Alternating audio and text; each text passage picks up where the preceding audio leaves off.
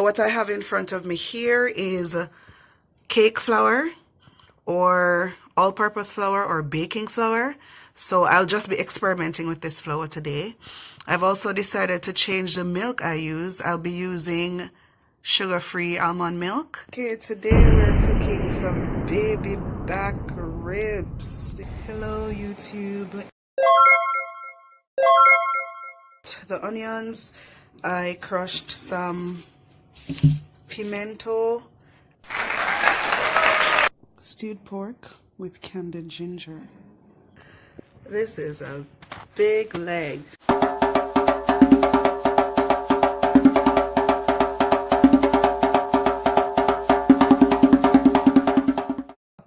So without further ado, let us go right into this recipe.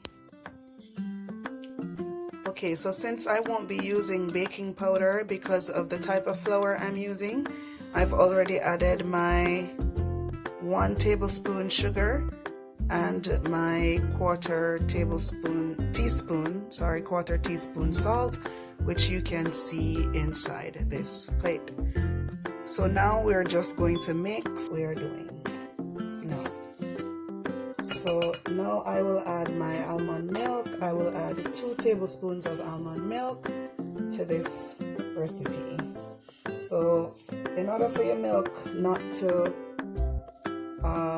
pour over or to be difficult to use, if you turn your milk container this way instead of this way, it will solve a lot of your problems. Alright, so use your milk container like this, and then the problem of pouring will be much easier. So 1 tablespoon and another tablespoon. Alright, so that's it. And then it's time to add your water. Don't forget that your water needs to be cold in order to get the best result. Alright, so again I'm going to add 2 tablespoons of water initially and mix it with this spoon. I'm just going to do 3 instead. 3 tablespoons. Alright, you notice that for this recipe I am definitely not eyeballing anything because fried dumpling is very specific and it's very unforgiving. So unless you use the recipe exactly as I've taught you how, you may end up in problems. I don't suggest eyeballing anything when it comes to fried dumpling recipe. The first time I made fried dumpling, I eyeballed it, and believe me, it was a disaster. It was an absolute disaster. If I can find the footage of that dumpling being a disaster, I will show you what it looks like. But for fried dumpling, do not eyeball the recipe. Do not eyeball the recipe. Do not eyeball the recipe. Fair warning. I'm already warning you. Alright? I am already warning you. So just follow the recipe exactly to get the results that you need. Now from the looks of things, this dough is a little too soft. I don't want it this soft. It should not be sticking to my hand like this. Understand? I really don't want it this soft. So in the previous video I told you that if it was too soft you would need to add extra flour. So this is the extra flour adding time. Alright, and you add a little flour at a time, not a lot, just a little. So I'm just going to use my 1 tablespoon measurement, and I'm going to put only 1 tablespoon additional flour to begin with. Alright, so this is my 1 tablespoon additional. Alright, and now I find that I'm at a consistency that I actually like, so it's no problem. No problem whatsoever. This is a great consistency. Alright, and again the flour is soft and nice. Oh, this is an experiment, so I really hope it turns out well for us here in Japan, so that we don't have to worry about buying baking powder if we are unable to get baking powder.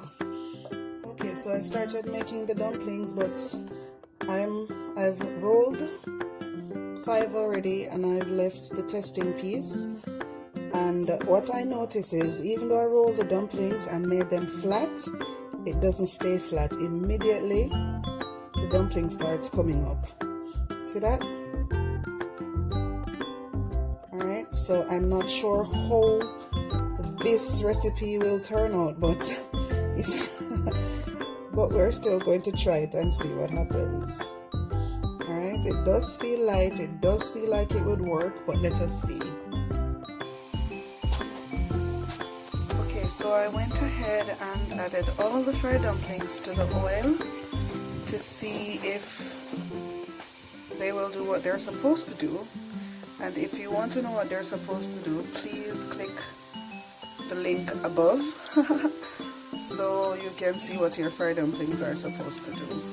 So I put this one in there first, and I'm about to take it out. As you can see, this dumpling has not rounded out at all. It's basically kept the original shape. And by now some of these dumplings should have been turning, but they are not turning. They are not turning at all. They are not turning at all. The flame is the same, you know, and the pattern of the bubbles, I don't know if you noticed, but they're bigger than they were for the last video. And it's not because the flame is high, but you know, so you notice I have to be turning these dumplings. I have to be turning these ones. Oh Lord, so I've made one over here. Let me just, you notice how hard that is? Oh Lord, oh Lord, oh Lord. This reminds me of the first time I ever tried to make fried dumplings. They were so tough. Ah. Inside of the dumpling isn't even finished as yet. Oh Lord, look at that.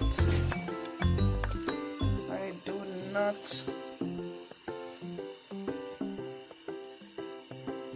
recommend this flour for fried dumplings at all. I'm gonna have to do another recipe for you guys. This is not working out.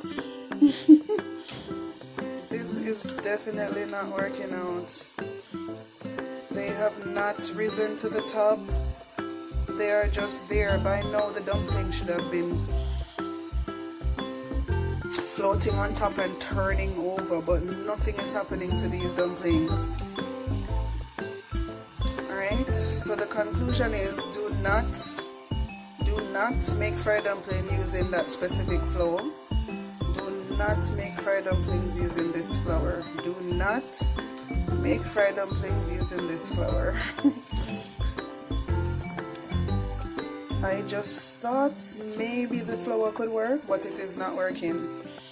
It is definitely not working, so it's not something I would recommend. So I'm going to abort this mission right now. In the previous video I was experimenting with a new flour so I could have a recipe for my Japanese subscribers, but this is a total fail. This is what happened to the dumpling, and this is not what you want. If your dumpling came out like this, it is a total fail. This cannot be eaten.